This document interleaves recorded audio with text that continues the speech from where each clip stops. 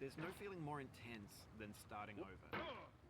If you deleted your homework the day before it was due, as I have, or if you left your wallet at home and you have to go back after spending an hour in the commute. If you won some money at the casino and you put all your winnings on red but it came up black.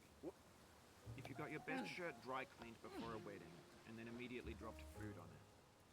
If you won an argument with a friend and then later discovered that they just returned to their original view. Starting over is harder than starting up. If you're not ready for that, like if you've already had a bad day, then what you're about to go through might be too much. Feel free to go away and come back. I'll be here. Alright, thanks for coming with me on this trip. I'll understand if you have to take a break at any point. Just find a safe place to stop and quit the game. Don't worry, I'll save your progress, always, even your mistakes. This game is a homage to a free game that came out in 2002 titled Sexy Hiking. The author of that game was Jazzuo, a mysterious Czech designer who was known at the time as the father of B games. And B games are rough assemblages of found objects. Designers slap them together very quickly and freely, and they're often too rough and unfriendly to gain much of a following. They're built more for the joy of building them than as polished products. In a certain way, Sexy Hiking is the perfect embodiment of a B game. It's built almost entirely out of found and recycled parts, and it's one of the most unusual and unfriendly games of its time. In it, your task is simply to drag yourself up a mountain with a hammer. And that act of climbing, in the digital world or in real life, has certain essential properties that give the game its flavor. No amount of forward progress is guaranteed. Some cliffs are too sheer or too slippery. And the player is constantly, unremittingly in danger of falling and losing everything.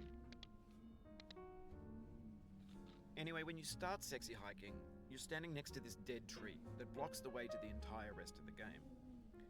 It might take you an hour to get over that tree, and a lot of people never got past it. You prod and you poke at it, exploring the limits of your reach and your strength, trying to find a way up and over. And there's a sense of truth in that lack of compromise. Most obstacles in video game worlds are fake. You can be completely confident in your ability to get through them once you have the correct method or the correct equipment or just by spending enough time. In that sense, every pixelated obstacle in Sexy Hiking is real. The obstacles in Sexy Hiking are unyielding, and that makes the game uniquely frustrating. But I'm not sure Jazzuo intended to make a frustrating game. The frustration is just essential to the act of climbing, and it's authentic to the process of building a game about climbing. A funny thing happened to me as I was building this mountain. I'd have an idea for a new obstacle, and I'd build it, test it, and it would usually turn out to be unreasonably hard. But I couldn't bring myself to make it easier. It already felt like my inability to get past the new obstacle was my fault as a player rather than as a builder. Imaginary mountains build themselves from our efforts to climb them, and it's our repeated attempts to reach the summit that turns those mountains into something real. When you're building a video game world, you're building with ideas, and that can be like working with quickset cement. You mold your ideas into a certain shape that can be played with, and in the process of playing with them, they begin to harden and set until they're immutable, like rock. And at that point, you can't change the world. Not without breaking it into pieces and starting fresh with new ideas.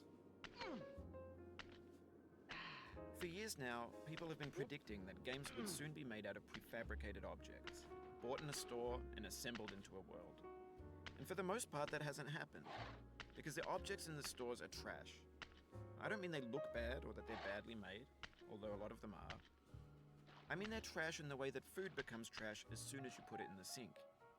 Things are made to be consumed and used in a certain context, and once the moment is gone, they transform into garbage.